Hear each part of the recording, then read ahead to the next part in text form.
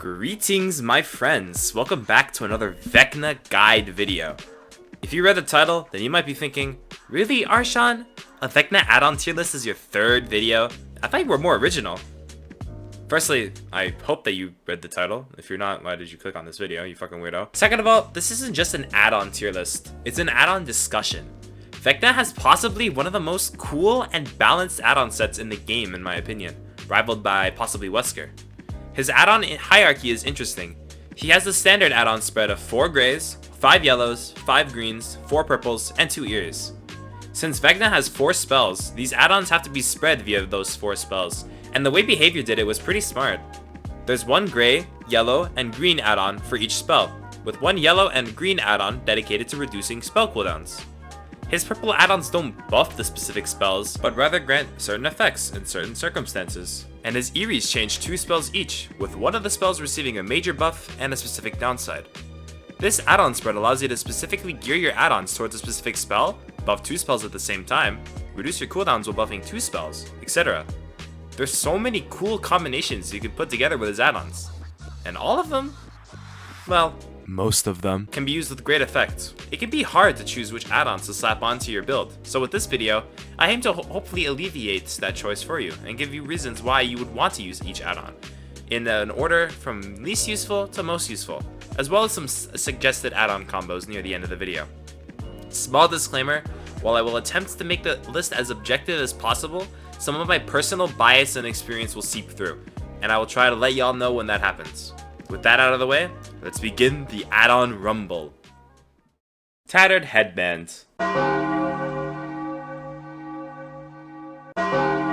This add-on increases the range of Flight of the Damned by 4 meters. This add-on is just, ugh. Generally, you're not using Flight of the Damned at range, because why would you? As stated in my last video, the best use cases for Flight of the Damned aren't at max range. They're from relatively close to the survivor, where you can either zone them, place it on top of them, or use the elevation trick. Tattered Headband helps with none of these. Yes, they might randomly hit survivors off in the distance, but how often does that actually happen? Enough to warrant an add-on slot for 4 meters of leniency when he has so many better add-ons? It's just not worth it in my opinion. The only use case I could possibly see is combining it with Eerie Book of Vial Darkness in order to lower the skeleton's height and get some nasty snipes, but that requires way too much precision and is not at all reliable. Do not let me catch y'all running this add-on. It's not good, and even in the one situation where it's usable, you'd still rather have another Flight of the Damned add-on or even a cooldown add-on so you can use it more. When an add-on like this has so much hot contention with other add-ons, it's just better to use those add-ons instead. Cloak of Elvenkind reduces your terror radius by 8 meters while flying. The idea for this add-on is to make flying on top of unaware survivors a bit easier. This would be nice if it weren't for the fact that Vecna emits a loud whooshing sound while flying, only matched by the power of a turned-on PlayStation. Not to mention that survivors literally have a magic item that reveals your aura while you're flying. It's like trying to make a baby quiet on a plane. No matter how many toys you give it, or how many times you sing the same lullaby, the baby is still gonna cry. Even a survivor who has their eyes closed can still locate your general direction while flying, regardless if you're running this add-on or not. I suppose this add-on could be run if you had nothing else, but it's just not very good. However, it is more useful than Tattered Headbands, but that's not a hard bar to pass. Ring of Telekinesis. This add-on increases your vault speed by 10% for 8 seconds after blocking an upright pallet with Mage Hand. The vision behind this add-on is to block a jungle gym pallet or a shack pallet, and then be able to vault the oncoming window faster to catch up. That's kinda it though. Even in its best use case, it's still too niche to compete with the other high tier add-ons that Vecna has in his arsenal. Even then, it's only 10%, which is less than Bamboozle, which you can already run on Vecna. It stacks, which is nice, but unlike Bamboozle, you have to use Mage Hand for it to activate first. Not to mention, it does nothing if you decide to not vault a window after blocking a pallet, and it doesn't activate when you lift a pallet, only block. Even if they buff the vault speed, it's just so situational that I wouldn't recommend running it, unless you wanted to try some max vault speed build shenanigans, deserving of its low placement in my opinion. Up next, we're getting into not absolutely horrendous add-on territory. Starting off this category is Trickster's Glove. No, not his glove. This add-on holds up pallets for an additional half a second when Mage Hand is used on an upright pallet. If you use Mage Hands correctly, you most likely won't need this add-on. However, in some small loops, half a second of extra hold-up time could be exactly what you need. But there's just other add-ons you'd rather run. By the way, do not try and prevent pallet saves with this add-on. The pallet will be dropped on your head, and you will be very, very sad. But to be honest, it's not bad for a brown add-on, and can definitely get you a couple hits on smaller loops. Not the worst thing you can take, but there's a better add-on for Mage Hand. More on that later. Now, we've got our first purple add-on of the list, the Dragontooth Dagger. This add-on causes your basic attacks to cause hemorrhage and mangled for 45 seconds to survivors holding magic items. I couldn't get footage of this, so you kind of have to take my word for it. You might think this add-on is pretty good. However, it's heavily gated by the fact that it lasts for only 45 seconds? No, like seriously, why does this only last 45 seconds when all the other mangled add-ons last like 80 seconds? Do you know what else lasts for 45 seconds? We don't talk about it. It's not nearly enough to really matter, as the survivors can just wait it out. Or the more likely scenario, by the time they find another survivor to heal with, it's already gone. And by the time they get rescued from the hook, it'll be gone already. It's okay, but why not just run Sloppy or Gift of Pain instead? It's alright for hit and run, but it doesn't even do that job very well. There's way better ways to apply Mangled. This add-on is just not it. Next up, Ornate Horn. This add-on increases the amount of skeletons in Flighted Damned by 1. Now, this might be a controversial opinion, but I don't think this add-on is that good, really. Firstly, the goods. It makes it harder to dodge the skeletons from side to side. This is good. However, the survivor can crouch the skeletons in most situations anyways. In elevation scenarios, it does make it harder to dodge the skeletons. However, that's too niche in my opinion, and you can normally just get the job done with the normal Flighted Damned. It also removes the center skeleton, making it slightly harder to aim precisely at a window. I will say though, it is very good combined with Eerie Book of Vial Darkness, which we will discuss later. It adds an extra skeleton to an already powerful add-on. However, in most use cases, I just don't think it's that good. There's better add-ons you can run. Cloak of Invisibility. This add-on grants you the undetectable status effects for 10 seconds while all of your spells are on cooldown.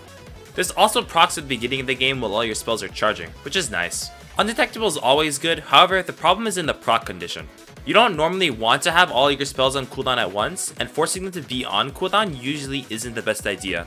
Also, most of your spells broadcast your location, with Fly making a loud whooshing sound, and Flighted Damned sounding like that one car outside your house at 3 AM. This add-on might let you get the drop on survivors a couple times per game, but due to its proc conditions and duration, I wouldn't rely on it too much. You could get funny value out of it with a stealth build, just to add that little extra bit of stealth. Don't let this placement stop you. But Undetectable and Oblivious add-ons are really hard to rate due to not really being able to judge its usefulness. Despite that, I would place it here personally. Glass Eye. This nice little add-on increases the radius of the dispelling sphere by 2 meters and increases its speed by 10%. This add-on makes it easier to use on survivors during chase, as well as being able to reach generators or important objectives sooner. Above tier tracking is always nice, however, I just don't feel like the add-on is needed. Don't get me wrong, it's still very good and can give you information a lot more reliably and sooner, so don't sleep on this add-on. It does its job, nothing more, nothing less. Useful for info, useful for disabling magic items, probably not as useful for doing your taxes, though I've never tried. Next up, the rest of these add-ons are going to be, in my opinion, quite good. You can't go wrong with any of these add-ons. You can slap them on and you'll probably feel its impact. Starting with Raven Feather. This add-on extends the duration of flight by half a second. This gives you an additional half a second to fly. Yeah. This is very nice for patrolling and just for mobility in general. Being able to go faster for longer is always nice. Not too useful outside of that, however, as you're usually canceling flight early. Potion of Speed also grants you a bit of extra distance, as well as being way useful for chase. However, for a brown, Raven Feather definitely does its job, and over the course of the game, can save you valuable seconds of patrolling. Not bad by any means. The Staff of Withering, the Fabled Exhaustion add-on. This add-on causes survivors to become exhausted for 15 seconds after being detected by Dispelling Spear. This makes the playstyle of throwing Spear at the place you're going even stronger, as you can exhaust the survivor before the chase even starts. You can also use it mid-chase if you know the survivor has life, not to mention that it can disable Iron Will. This perk does rely on survivors having exhaustion perks, But let's be honest, who's not running that shit? overall, it could shorten chases a lot, since taking away the haste that exhaustion perks give is invaluable. And you likely know what exhaustion perks they have after the first chase, letting you know how to play around them even more efficiently. Good add-on. Lantern of Revealing. This add-on reveals the aura of survivors who dodge Flighted Damned for 3 seconds. This works if they crouch or if they dodge in between the skeletons. The main strength of this add-on is placing Flooded Damned from behind the wall, and being able to mind game the survivor while you know where they are. Orbiting is always useful, and since you'll miss Flooded Damned sometimes, it can be key to securing a hit. You can also use it to slow down a survivor behind the wall, and being able to follow their exact moves is nice. Not a bad add-on by any means, and definitely a good beginner add-on. One of the more sleeper add-ons is Crystal Ball. This add-on increases the duration of Killer Instinct given to the survivor by 3 seconds when they enter the Dispelling Sphere. This add-on is awesome. It lets you track survivors for even longer after hitting them with the sphere. Duh. This add-on lets you use the sphere to check the gen a couple seconds before you actually arrive, and give the survivor's location to you for an extended period of time. This can also be used in high wall loops in order to accurately track the survivor's movement for even longer. Even if you're not actively in chase or gonna chase, the Killer Instinct is nice to be able to tell if the survivor is moving away from the location, or if they're committing to a gen or a heal. Overall, you can't really complain about this add-on, and it's probably one of the more sleeper picks you can bring. Now, if you feel like your Jordans are creased, you can always throw on the Boots of Speed. This add-on grants you 5% haste for 2 seconds whenever you cast Mage Hand. This seems small, but it lets you get many hits that you might have not gotten otherwise. One of Mage Hand's biggest problems is that it slows you down a bit, so this add-on alleviates that issue. Not to mention, it can help counter the Mage Hand item that survivors get if you can't use the Dispelling Sphere to disable the magic item. The applications are similar to Trickster's Glove in the sense that it can help you get hits around pallets easier, except that also works if you pick up a pallet. It'll get you hits you won't normally get, and also make your mind games just that much faster. Very nice if you love using Mage Hand, but struggle to confirm it into an M1. The Robe of Eyes. The Robe of Eyes makes it so that the auras of survivors within 8 meters of a treasure chest are revealed to you for 3 seconds after casting a spell. This add-on is sick, as it reveals the survivors around your secondary objective, which, if the survivors are good, will be interacted with quite a bit, allowing you to get a lot of passive information. A very interesting use case as well is using this add-on as sort of a budget lethal. Since survivors are more inclined to search chests near the start of the game, you could use, say, Dispelling Sphere early, and be able to get some auras on survivors preoccupied with chests. Overall, not a bad passive add-on, and it'll give you some nice info around your secondary objective, allowing you to possibly disrupt the action of picking up magic items. We're now moving on to some of Vecna's strongest add-ons. These add-ons are very powerful in the right hands, but in my opinion, don't quite reach the top 4 necessarily.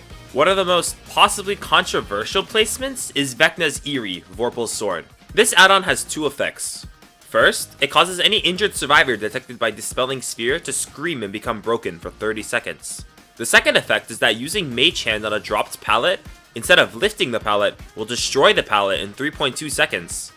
Notably, the survivor also can't vault the pallet while it's being destroyed. Vorpal Sword requires a keen understanding of how to best use this new Mage Hand, as in some cases, it'll be worse than base kit. Vorpal Sword Mage Hand is very similar to the remote pallet break from the Anniversary event. You want to use it at loops where the pallet is already dropped in order to cut off the survivor's vault spot, and then close in to get the kill. It's way weaker if the survivor pre-jobs a strong pallet, as you can't lift it and chase after them. However, in small loops, and in loops where the pallet is already dropped, Vorpal Sword's Mage Hand is extremely strong, allowing you to create a lose-lose situation for the survivor. Being able to remotely break pallets is also just a general good thing, as you can do some general cleanup in an area without actually performing the break action. The buffs to Dispelling Sphere are nice too, allowing you to stop heals and prevent the survivors from healing for a short duration. Notably, if the survivors are healing under hook while hemorrhaged, you could throw Dispelling Sphere at them, cancel the heal, and make them lose all of their healing progress. This is part of the reason why I think running Gift of Pain is very nice on Vecna, due to the hemorrhage and mangled effects and the additional slowdown if they don't heal under hook. Overall, Vorpal Sword requires a playstyle change and separate mastery to get the hang of, but I do think it's worth it. If you're bored with the current gameplay loop of Vecna and want something different, Vorpal Sword's got your back. It brings a ton of utility and different techs that require careful planning and mastery. Moving on to an add-on that doesn't require half a page of script writing, we got Pearl of Power. This add-on has quite a simple effect. It simply lowers all of your spell cooldowns by 5 seconds whenever you basic attack someone. This add-on is very good due to the merit of reducing your cooldowns. This spell can easily snowball, and if you get tons of M1s, can provide tons of value to your in-chase spells like Flooded Headband and Mage Hand.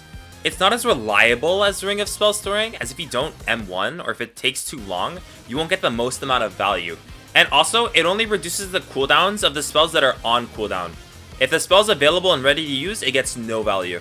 However, this add-on is still crazy, as anything that reduces your long cooldowns is going to be strong. This add-on can also be paired with Ring of Spell Storing for even more cooldown reduction.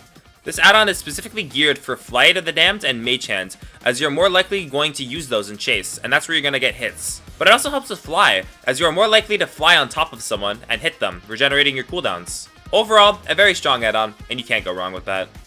Now, it's finally time to move on to the best of the best. There's 4 add-ons in this category, and in my opinion, these are by far Vecna's strongest add-ons, as they will serve you well in every one of your games. Starting out this list is Potion of Speed. This add-on reduces the interaction cooldown time after casting the Fly spell by 0.35 seconds. This add-on is incredible for a couple of reasons. At the end of Vecna's Fly, he'll slow down majorly while not being able to perform any actions. This spell reduces that slowdown time, letting him gain more distance. It also vastly helps him in Chase. Being able to act sooner, as well as being able to move faster, is vital in ensuring survivors don't make it to pallets and windows, and will net you hits that you will otherwise not get. I can't even name the amount of times a survivor barely reached a pallet that they would have reached otherwise if I wasn't running Potion of Speed. Due to its applications in map mobility, as well as being super useful in Chase, and turning Fly into an even better catch-up and chase tool, I believe that Potion of Speed is Vecna's 4th best add-on. Taking the number 3 spot is the Eerie Book of Vile Darkness. Its first effect is that it blocks windows that you fly through for 45 seconds for all survivors. This includes the recovery time after you fly.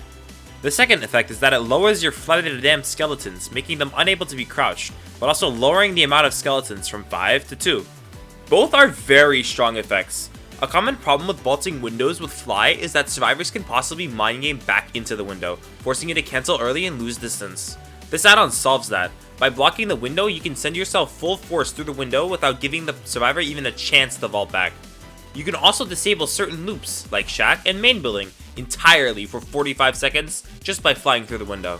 It's just an easily usable effect that is really good at shutting down loops and turning mind games into I-win situations.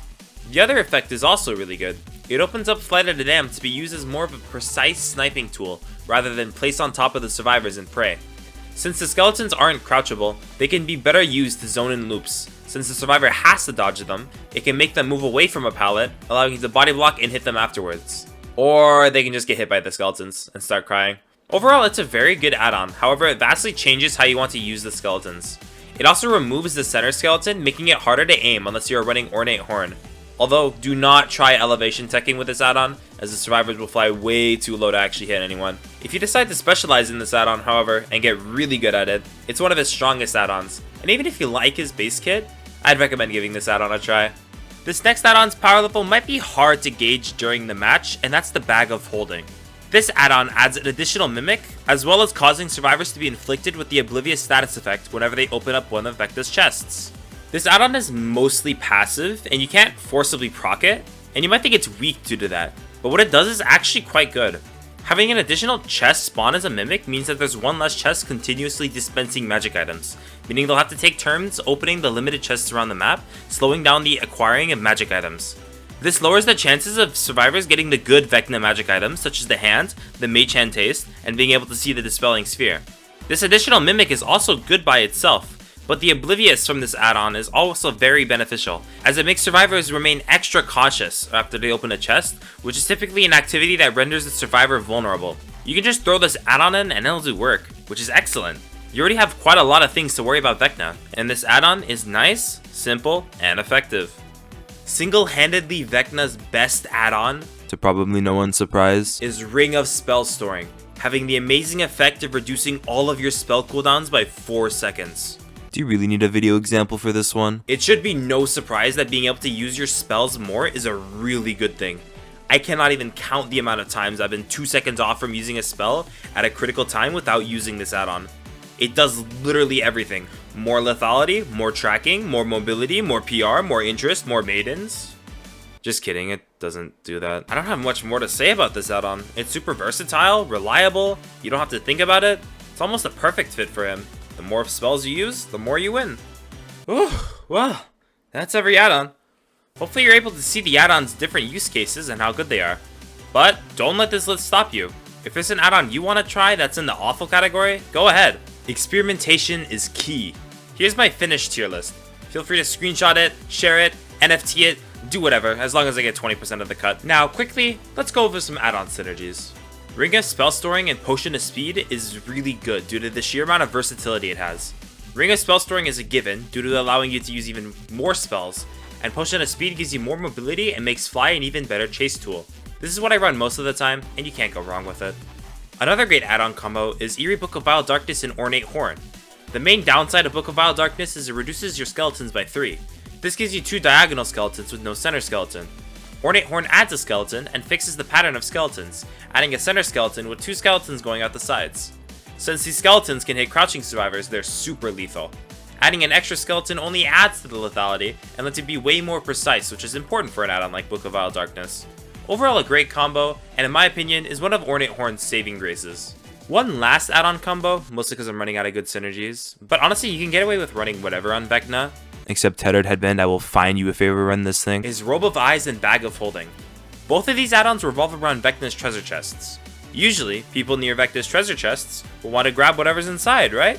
It's basic human nature to be a greedy goblin. If you cast a spell and then see a survivor near the chest who's grabbing a magic item, they'll be oblivious for 15 seconds. Do the math with me here. What's oblivious plus aura reading? Correct! A hit on a silver platter! And you don't want to know what happens when they discover the chest is a mimic instead.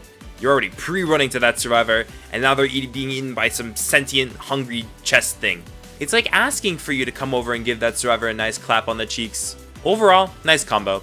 Bag of Holding is just good in general, and it can be elevated with Robe of Eyes. A great combo that requires a bit of manual input, but the reward is nice. And with that, we reach the end of the video. Thank you guys so much for watching. I appreciate every single one of you. You don't understand what you guys mean to me.